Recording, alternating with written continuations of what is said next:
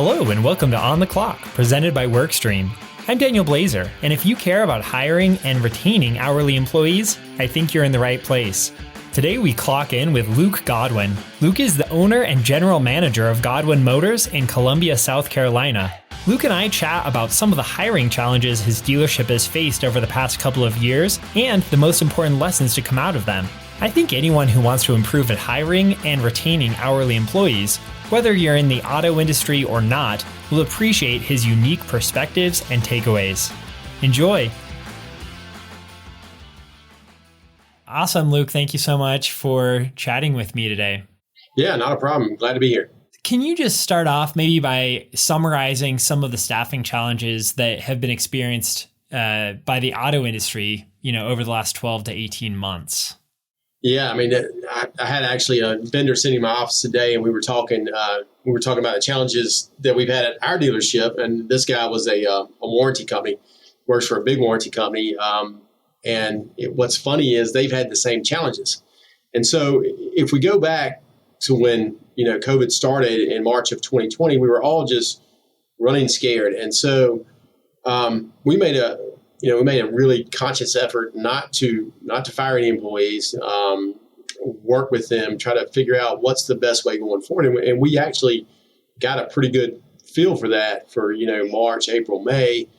And then it just kept dragging on, right? And so we figured it out. We said, okay, we're going to lock the door. We're going to make everybody comfortable. If you have to work from home one day, if you don't, no problem. We're going to make this work. And we did. And we worked with people. And we had one of the most amazing times in our industry from, April of 2020 to April of 2021 was our best 12 months ever. Wow. We didn't lose any staff. We kept plowing ahead. We were just killing it. And then May of 21 happened. And what nobody, I guess, if you look back now, you could maybe see it starting, but everybody got comfortable with COVID, right? And then people said, okay, well, I can make a little more money doing something else. And next thing you know, people who've been with us for 5 years who we never thought would ever leave, all of a sudden left. And it happened with one person, and then we'd had the same 5 technicians we'd had for forever. And then one of them comes to me and says, hey, I can get a job somewhere else making more money. And I said, well, I don't see where I can pay you any more money with the amount of productivity you're giving me now. So if they're going to pay you more money, you need to go. Well, that started an avalanche because it was the first one that happened. And it happened, I think, June of 21. Well, I lost my season 5 techs within 2 months of each other. Just boom, boom, boom. And I figured, no problem, we'll just hire new techs. Well, we tried. And we tried. And over the last 12 months, we've hired, now we're at about 20 technicians cycling through, and we only have 3. Wow. And it's been tough. And so it's just been and it's not just the technician side, it's the detailers. Honestly, it got to the point where we couldn't hire salespeople because all the new car stores needed salespeople, and they were paying way more money. And it got really crazy. And our income has gone down because of it. And our cost of salaries has gone up about 40% during that time. That's kind of the challenge as far as retention and being able to staff back up. Maybe previous to Workstream, how did those hiring efforts kind of fall short? I tell you, it fell short because we were spending so much money advertising on one platform. And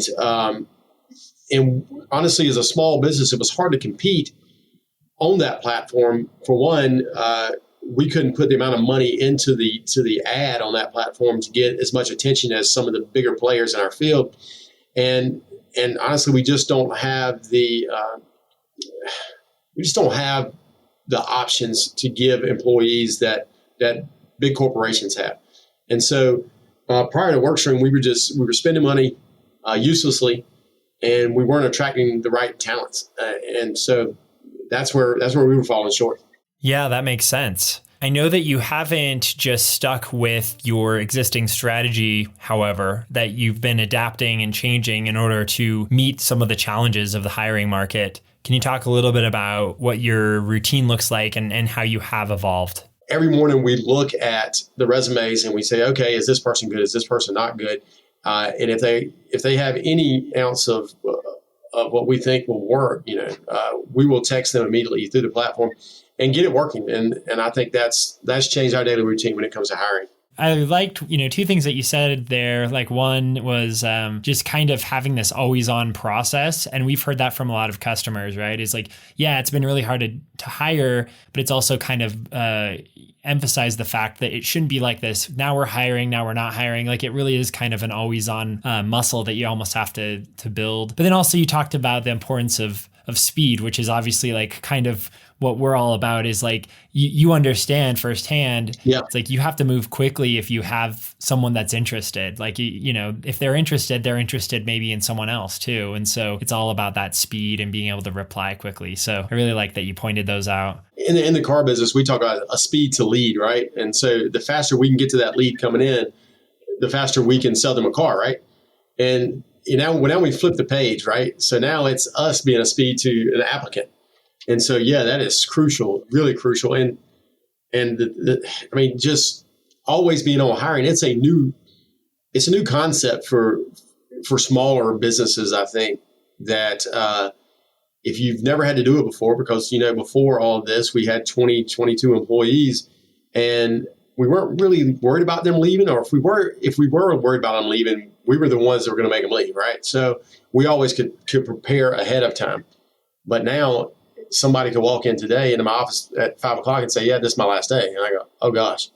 So we've got everything packaged and out there. We're always looking for great talent. That speed to lead thing, that makes so much sense. Like when you think about when somebody is ready to buy a car, like that, it's a pretty big decision, really. And so you're right. Like it is similar maybe to somebody that's like looking for a change in their job. Like that is a very similar kind of frame of mind, I guess. And so that speed makes a lot of sense. What advice would you give someone else in your similar shoes who's maybe also struggling to hire hourly employees? What advice would you give them? What we talked about earlier, always be hiring, develop that process of hiring, and make it a part of your daily activity. That's gonna help you more than anything. Have a process when it comes to interviewing. We do a phone interview, then we do in-house interview, and then if we really like you, we bring you back for a work interview. And we've seen that really helps out a lot when it comes to verifying someone has the skills and they fit into our culture to want to work here. And you also got to look at what you're paying people. Like I talked about earlier, we got caught with our pants down because we didn't realize the economy took off as fast as it did. I thought it was going to maybe take off a little bit and dip. Well, it took off and hadn't really slowed down a lot. So you need to look at what you're willing to pay people. Look at what other people in your area are paying people, and you've got to make sure that you're competitive, because if you're not competitive, you're not going to hire anybody. And it's, hourly employees are different. Maybe you need to guarantee them a certain amount of hours. I know that, some places, if you're not willing to give somebody 40 hours a week or 35 hours a week, that might be what they're looking for. So if you're saying if you promise them 40 and next thing you know, they work 20 hours, that's going to frustrate them. They're going to leave. So guarantee people good hours and good pay and treat them professionally. And I think you'll be able to hire who you need to hire. Those are really good suggestions, and they definitely make a lot of sense. Kind of beyond like the pay and the guaranteed hours, which I think is really important. Like, have you found any other perks or benefits or anything else that have been attractive in kind of making the difference and in convincing people that your dealership's a great place to work? Yeah, one of the big things we found that when we really were struggling to hire certain really skilled positions was we would ask them, what don't you like about your old job, right? And one sticks out to me was, I don't get home to see my kids until 7:00 at night. And I really want to be home at 5:00. So I said, that's not a problem. You can leave work at this time. And so working with them on their hours is a big deal. Make it flexible. Be flexible on when they have to be there. If they only want to be there till 4:30 every day, well, start them at 7:30 if you need a certain amount of hours. figure out what works for them, because if you can do that, you can really, hire some really good talent away from other places. And this one, in the car industry, this is probably sacrilegious. I probably shouldn't say it, but don't work Saturdays. Don't work your people to death. If that means you've got to stagger your schedule so that you have people working 5 days and move them around a little bit, you can do that. But 5 days is enough for everybody. And so work them 5 days, don't work them 6 days. And if you can close your whole operation on Saturdays, I recommend you do it. It's something we did in COVID. In June of 21, I said, well, we made it through COVID with not working Saturdays. No, we don't have enough staff to work Saturdays, so we're just going to close on Saturdays. And it was a weight lifted off of everybody's shoulders. Everybody relaxed. And I think people need to be with their family and have joy in their life. So I think that's a big thing. Yeah, I love that. And like you said, you still did really great sales wise. So hopefully it all kind of came out in the mix, and it wasn't, it doesn't sound like it was too big of a sacrifice to do that, which is great. When it comes to retaining employees, like, have you found that there are, specific benefits or specific things that you can offer that will increase the likelihood of employees sticking around? Number one, I think it's pay, and it's evaluating people's pay yearly, and not waiting for someone to come to you to evaluate their pay. Once they do that, they might have already been looking. So, make sure that you're evaluating what people are making sure they're making what their peers are making in their industry. Pay women what you're paying men. I think that's a big deal that goes there too. Whenever you can, make sure you hire as many women as you can. And with that comes a different culture, making sure that you build a culture where nobody wants to leave. And that's sometimes easier said than done, but if you got somebody running your culture, you got to get them out soon too. So make sure you have a good culture and you keep it that way, and give them the time off they need. And that's a big deal. More time they have and the more flexibility they have, the better off. And I'm not advocating for working from home, because I don't really like that. But if they need to work from home for a day or two, then make it work. Yeah, those are great tips. I mean, I think a lot of what you're saying comes down to kind of that work-life balance, right? Not being so rigid, giving people the space to live their lives. And then most of the time they come to work more prepared and ready to do their job. So I definitely love all that you're saying. Well, thank you.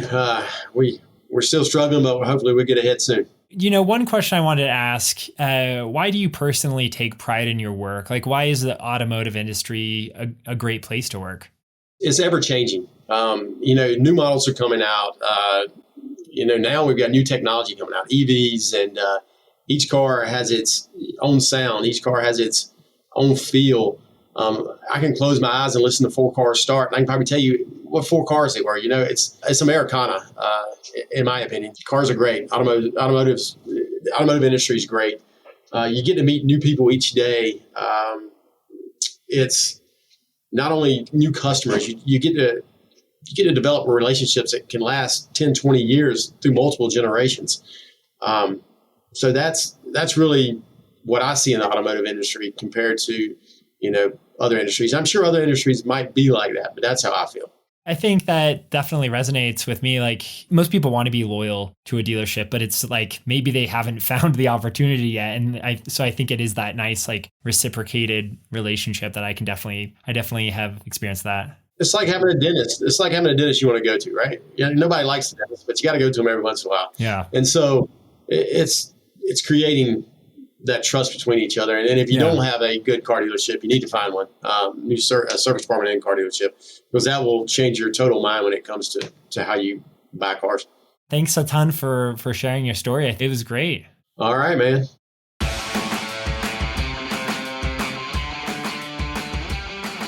Thank you so much for listening to On the Clock. For show notes and more info, visit workstream.us/podcast. I'll also include a link in the show notes to learn more about Godwin Motors. If you're in the Columbia, South Carolina area and looking for a great employer or a great dealership, I definitely recommend them.